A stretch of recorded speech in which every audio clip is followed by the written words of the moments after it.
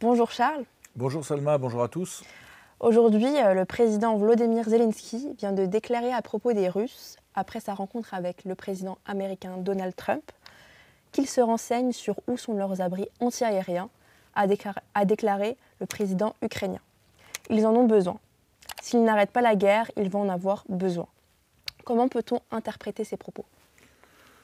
Ces propos font suite à la déclaration de Donald Trump à New York et à finalement l'évolution de sa position qui est de se retirer un peu de ce conflit russo-ukrainien qui lui a pris beaucoup d'énergie, beaucoup de temps, qui lui a permis d'une certaine manière un rapprochement avec Vladimir Poutine sur un certain nombre de sujets qui n'ont rien à voir avec le conflit russo-ukrainien. Lors de leur rencontre en Alaska, ils ont abordé évidemment le sujet de la guerre, mais ils ont abordé d'autres sujets comme la conquête de l'Arctique, comme la reprise des relations économiques, des partenariats stratégiques, notamment dans le secteur énergétique. Mais finalement, cette guerre qui est inextricable pour Donald Trump, il n'est tant ni pour les Ukrainiens ni les Russes de faire la paix, eh bien, il souhaite un petit peu s'en dégager parce que comme il pensait pouvoir régler la question assez rapidement et pouvoir mettre les deux parties sur des positions raisonnables autour d'une table et qu'il comprend que ce n'est pas possible, en réalité pour lui, pour son image dans le monde qui est déjà écornée par un certain nombre d'erreurs diplomatiques, eh bien c'est en réalité très mauvais. Voilà. Donc Donald Trump doit gérer à la fois des questions, un front politique national où il est en lutte contre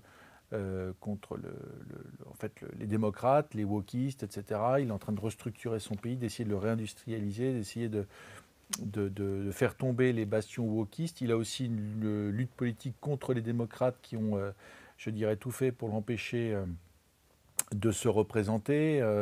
Il y a un front judiciaire pour Donald Trump où il essaie de les faire payer finalement, il essaie d'éliminer ses ennemis politiques. Et puis il y a une scène internationale sur laquelle il s'est illustré sur plusieurs dossiers, notamment sur le dossier par exemple entre l'Azerbaïdjan et l'Arménie où il a réussi à réunir les deux parties pour signer un accord de paix. Mais il y a des sujets sur lesquels il a perdu des plumes, on pourrait dire ça comme ça. Le sujet israélo-palestinien, la guerre entre Israël et le Hamas, le Qatar, le bombardement israélien à Doha au Qatar, et ce dossier russo-ukrainien. Donc en se retirant et en souhaitant, d'ailleurs je reprends ces mots, bonne chance aux deux parties, ça veut dire qu'il les laisse en fait régler leur compte sur le terrain et qu'il va être un peu l'arbitre et qu'il va regarder qui est capable de prendre le dessus sur l'autre, eh bien c'est interprété par Volodymyr Zelensky et par ses sponsors européens de l'Europe occidentale comme en fait un blanc-seing pour pouvoir continuer la guerre. Et c'est ce que voulait Volodymyr Zelensky fondamentalement. Volodymyr Zelensky ne veut pas d'un accord de paix avec les Russes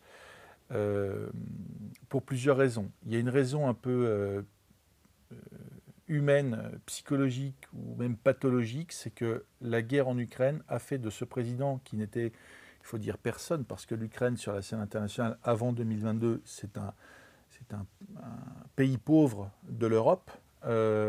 Cette guerre lui a permis à lui, l'acteur, l'humoriste, d'ailleurs plus l'humoriste que l'acteur, de devenir pendant l'espace de 2 ans, 2 ans et demi, la superstar des médias occidentaux, en fait de devenir quelqu'un, voilà, de devenir un président avec un grand P. D'ailleurs, sur le créneau du président jeune, un peu volontariste, bon, plus ou moins viril, bon, même s'il est certainement convaincu comme Macron de l'être, il a volé la première place à Emmanuel Macron, qui s'est empêché de lui emboîter le pas. Et il y a comme ça ce duo qui s'embrasse, qui s'étreint, qui se touche à chacune de leurs rencontres, et qui, de leur point de vue, représente le nouveau mode de leadership occidental dans le monde qu'on doit admirer, etc. Donc pour lui, c'est une bonne nouvelle que la guerre se poursuive, c'est une bonne nouvelle que Donald Trump prenne un petit peu de distance, même si il aurait évidemment espéré plus. Il aurait espéré que Donald Trump reprenne la position de Joe Biden, c'est-à-dire de donner gratuitement des armes et de financer à perte l'Ukraine, ce qui n'est pas le cas. Car Donald Trump, s'il laisse finalement les deux parties régler leur compte et qu'il va voir en fait, qui va en sortir vainqueur, n'a pas repris la politique d'aide systématique à l'Ukraine, de fourniture d'armement, etc. En réalité, aujourd'hui, Donald Trump, d'ailleurs l'a confirmé il y a quelques jours lors de cette déclaration, va continuer à vendre des armes à l'OTAN, ce qui lui permet de faire fonctionner les chaînes de production américaines et de donner du travail finalement aux ouvriers américains. Les Européens vont continuer à payer, à financer la guerre de Volodymyr Zelensky en Ukraine en achetant des armes américaines, tout simplement parce qu'ils sont incapables eux-mêmes de les produire. Ils n'ont pas les chaînes de production, donc ils sont obligés.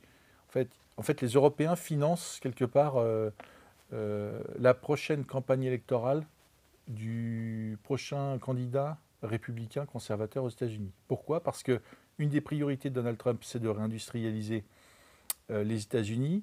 Le complexe militaro-industriel est un énorme complexe aux États-Unis fait d'usines et de points de production qu'il faut alimenter par des contrats. Et en réalité, pour Donald Trump, c'est un peu... En fait, c'est tout bénéfice parce que les Européens, étant incapables de produire, viennent acheter, viennent renforcer la politique industrielle de Donald Trump en achetant du matériel militaire américain. Voilà. Mais je dirais, ça, Volodymyr Zelensky s'en fiche complètement. Pour lui, l'argent en fait, de ses sponsors est un argent gratuit qu'il peut utiliser donc, pour continuer à se mettre en scène, qu'il peut utiliser aussi pour continuer, je dirais, à essayer de piquer l'ours russe, à essayer de gêner les Russes, qui aussi, humainement, je pense, fait partie de ces... C'est un paramètre psychologique important. Il faut rappeler que Volodymyr Zelensky, qui a travaillé en Russie comme humoriste, a toujours eu des rôles je dirais, de Freluquet, d'Avorton. Si vous regardez Comedy Club en russe, vous pouvez trouver ça sur YouTube d'ailleurs certainement. Toujours été des rôles vraiment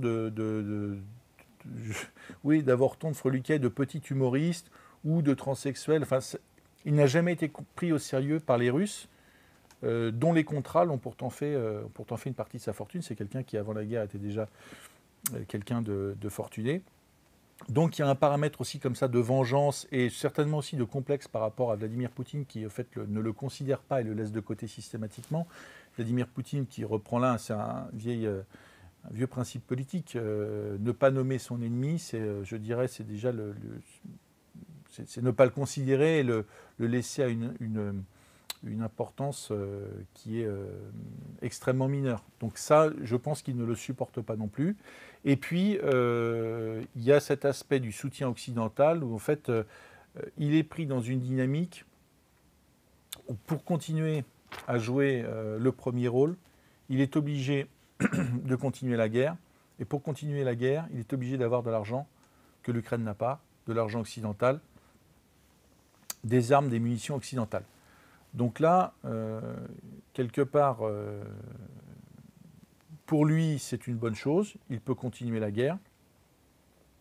Le problème, c'est qu'il interprète, comme souvent d'ailleurs, et c'est exactement le contrepoint de ce que fait Vladimir Poutine, il l'interprète de manière un peu fanfaronne, c'est le titre de la vidéo, c'est-à-dire que dans sa déclaration que tu viens de rappeler, il dit oui, il faut que les Russes retrouvent leurs abris anti-aériens, tout en précisant après que l'Ukraine ne veut pas attaquer de civils. Mais je le précise tout de suite, les abris anti-aériens que vous voyez, d'ailleurs c'est pareil en Ukraine, ne sont pas destinés aux militaires. Les abris anti-aériens, c'est pour la population civile, c'est pour que la population civile puisse se réfugier. Donc là déjà, il y a un premier petit mensonge, mais surtout ce qu'il faut noter, c'est la fanfaronnade de Volodymyr Zelensky qui pense qu'avec cette prise de recul américain et ce soutien occidental, il va pouvoir tenir la dragée haute aux Russes, voire même contre-attaquer, voire même reprendre tous les territoires. D'ailleurs, il interprète une déclaration de Donald Trump qui dit les Ukrainiens pourront certainement reprendre leur territoire et même aller au-delà. Il l'interprète au premier degré, ce qui est assez inquiétant. Parce que tous les analystes sérieux, c'est pas moi qui le dis, mais quand vous regardez les analystes militaires sérieux, tout le monde sait que l'Ukraine, même avec le soutien occidental, ne pourra pas reprendre le territoire aux Russes. Ce qu'il faudrait pour que l'Ukraine puisse faire ça, c'est un effondrement de la Russie, un effondrement politique, un effondrement de l'armée russe et un soutien militaire direct des États-Unis, c'est-à-dire que, en gros, les avions américains aillent bombarder les positions russes. Ce qui évidemment, dans un contexte d'affrontement entre puissances nucléaires, est impossible. Certainement pas pour les beaux yeux de Volodymyr Zelensky, même si c'est toujours de se mettre en scène avec ce dont il dispose, c'est-à-dire pas grand-chose.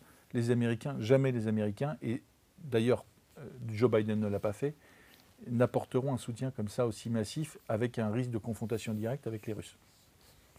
Donc il y a cette fanfaronnade où il explique que tout est possible.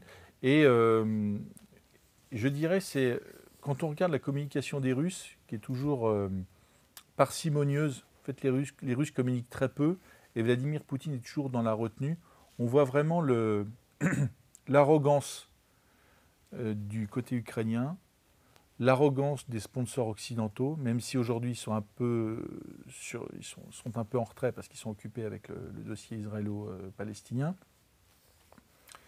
Alors qu'en réalité, sur le terrain, ça se passe mal pour l'armée ukrainienne, qui, on va en parler, ne fait que reculer, même si c'est lent parce que les Ukrainiens se battent bien.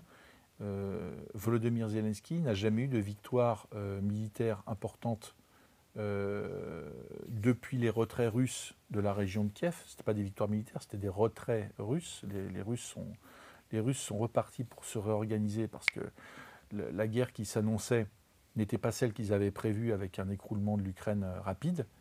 Mais en dehors de ça, il n'y a pas eu de victoire militaire nette des Ukrainiens durant cette guerre. Voilà. Donc, je pense que c'est un péché d'orgueil et que la réalité, en tout cas, ne confirme pas ça. Et la réalité qui va se dérouler, je pense, dans les mois à venir, risque d'être bien différente de ce que prédit Volodymyr Zelensky. Et justement, l'Institut for Study of War rapporte une réorganisation des forces russes sur la ligne de front.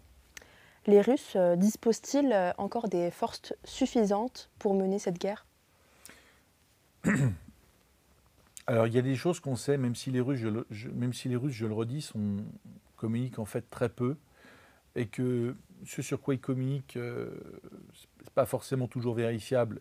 C'est pareil du côté ukrainien.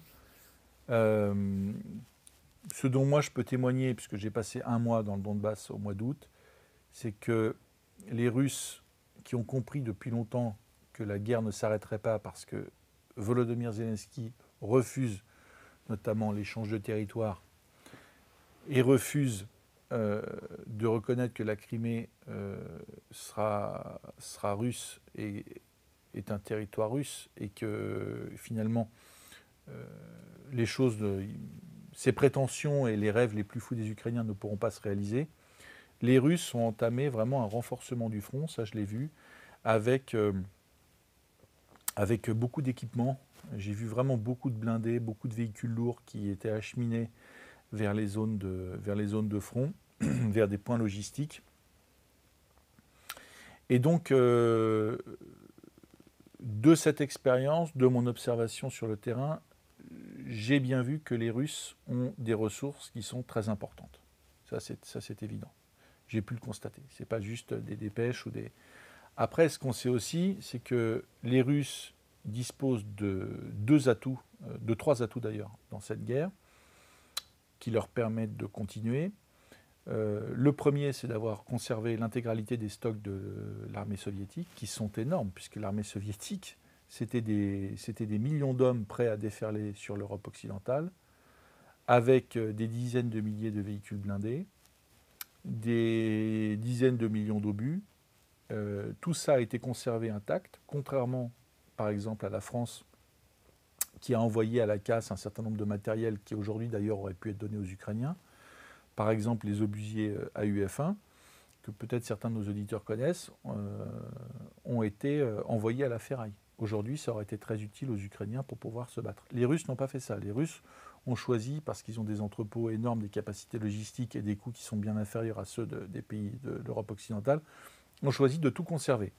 Donc ça leur laisse, je dirais, un parc de véhicules et des moyens techniques qui sont colossaux.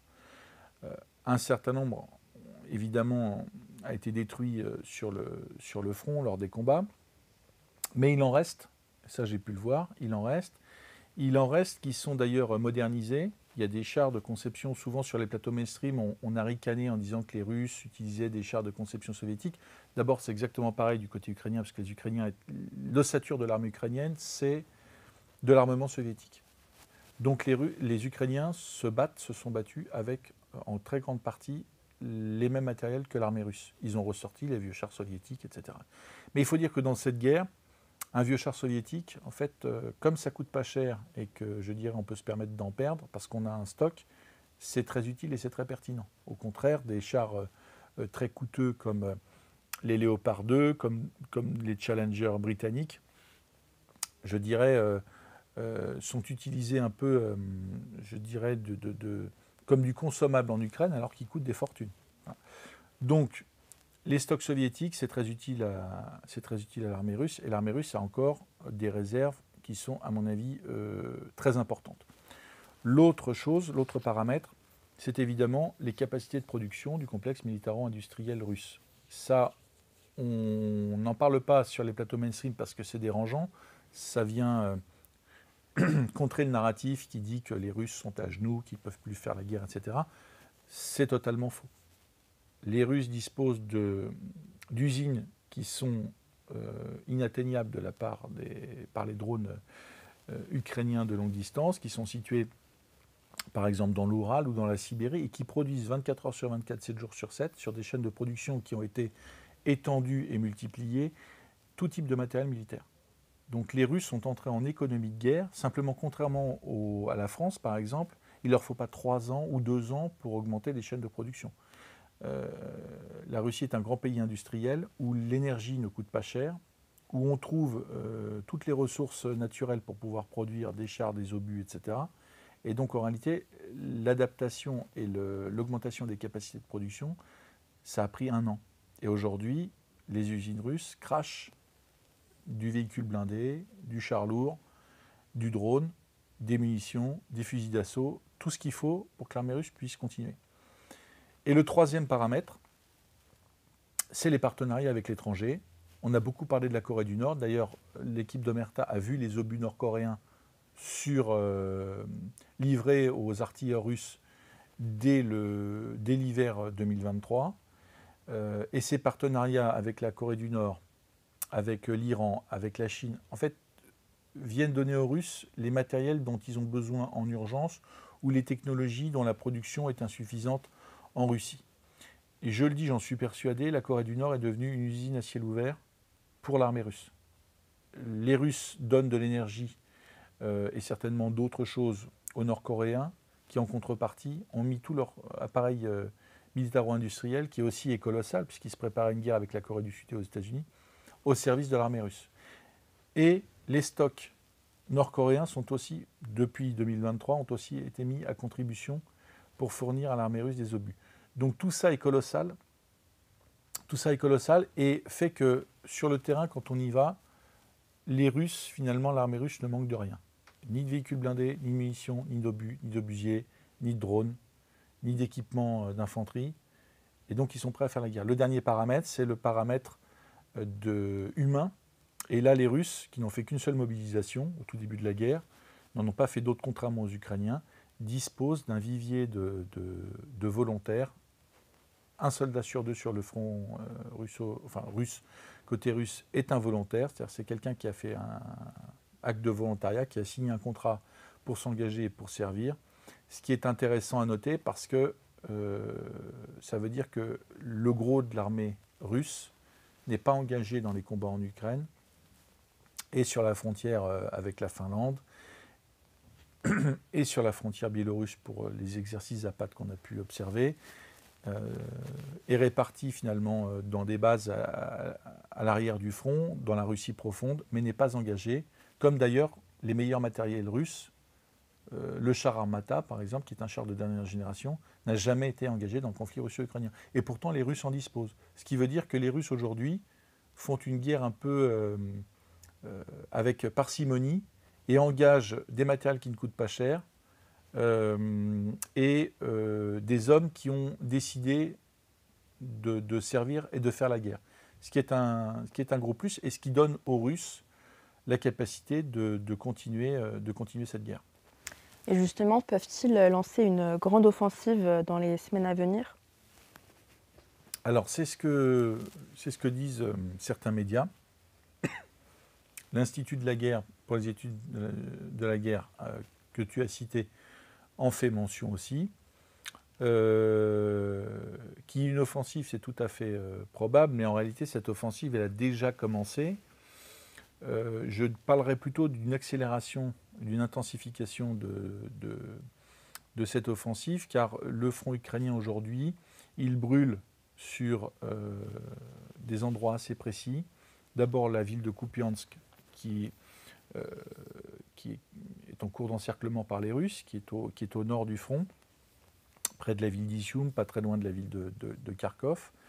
Les Russes s'en sont retirés il y a déjà 2 ans, parce qu'ils n'avaient pas les moyens de la tenir. Là, ils sont en train de revenir et ils sont dans la périphérie de Kupiansk. Kupiansk, c'est une ville vraiment stratégique parce que c'est la porte d'accès à Izium et à Kharkov sur le front est de la ville. Donc c'est une ville importante et les Russes sont revenus dans la périphérie de Kupiansk et commencent à entrer dans les faubourgs. Le deuxième point, c'est la ville de Pokrovsk. La ville de Pokrovsk, qui est un nœud logistique très important, qui est la porte d'accès pour le ravitaillement ukrainien sur toute la ligne de front du Donbass, qui est aussi, je dirais, la porte d'accès pour les villes très importantes de Kramatorsk et Sklaviansk, où se joueront certainement les derniers combats entre l'armée ukrainienne et l'armée russe dans le Donbass. Parce qu'une fois ces villes prises par les Russes, si elles le sont, eh bien l'armée ukrainienne dans le Donbass n'existera plus. On sera déjà dans peut-être des combats qui seront dans d'autres régions, dans la région de Dnipropetrovsk, dans la région de Kharkov, et qui seront bien différents dans la région de Dnipropetrovsk, puisqu'il n'y a pas, c'est moins urbanisé, c'est moins industrialisé que le Donbass, donc ce sera encore une autre guerre. Mais voilà, donc les Russes sont dans Pokrovsk, ce qui veut dire qu'ils ont avancé, ils ont progressé de semaine en semaine, et que la bataille pour la prise de la ville a déjà commencé, comme la bataille de Bakhmout en 2023. Et le troisième point de pression important, c'est plutôt dans l'oblast, dans la région de Dnipropetrovsk, qui est un peu plus au sud, et où là, finalement, les Russes sont rentrés assez facilement et développent leur offensive. Donc, sur ces points-là, les autres points du front, en fait, sont actifs, mais dans la région de Soumy, au nord du front, ou vers Zaporizhzhia, il n'y a pas de très grandes avancées. Il y a des combats très durs où les Russes fixent les réserves ukrainiennes, fixent les défenses ukrainiennes, ce qui empêche les Ukrainiens d'envoyer des renforts dans les villes que j'ai citées, à Kupiansk, à Pokrovsk et ailleurs. Et finalement, on voit que sur ces 3 points du front, les Russes vont mettre le paquet pour remporter des victoires. Alors, quand on dit rapide, c'est pas quelques jours, c'est peut-être quelques semaines, peut-être 1 mois, peut-être 2 mois, peut-être 3 mois. Mais je dirais c'est l'avant-dernière étape pour les Russes pour gagner définitivement dans le Donbass. Et c'est d'ailleurs une des raisons pour lesquelles Vladimir Poutine n'était pas pressé de signer un accord de paix et qu'il était hors de question pour lui de signer un cessez-le-feu, c'est que l'armée ukrainienne étant en difficulté et l'armée russe progressant, il était hors de question pour Vladimir Poutine de laisser la possibilité à l'armée ukrainienne de se renforcer par un cessez-le-feu de 30 jours, ce qui était proposé par les Occidentaux, ce qui aurait permis aux Ukrainiens de recevoir des munitions, des hommes, etc. Donc c'était la raison pour laquelle c'était inacceptable. Le cessez-le-feu était inacceptable pour Poutine. Et puis, surtout, la visée de Poutine, c'est en fait, en gagnant militairement à la loyale dans le Donbass, avec toutes ces villes, c'est de mettre Volodymyr Zelensky j'allais dire à genoux, mais laissons-lui une chance, en position bien plus défavorable pour négocier des conditions de paix et des conditions d'un armistice. C'est ce que Poutine veut, c'est ce que Poutine veut obtenir, et c'est ce que Donald Trump a compris, et c'est la raison pour laquelle, finalement, Donald Trump, certainement, on peut l'imaginer, a dit à Poutine, tu ne veux pas arrêter la guerre, soit, j'en prends acte, j'aurais préféré qu'on signe rapidement un accord de paix, mais puisque tu ne veux pas signer, eh bien, prends tes responsabilités et gagne sur le terrain, et je reviendrai pour compter les points quand les choses auront évolué de manière significative. Merci beaucoup, Charles.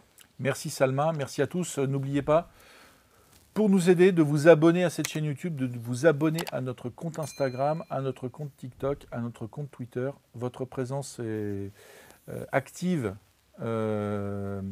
sur ces réseaux sociaux nous aide et nous aidera pour développer l'audience de la chaîne et de nos productions.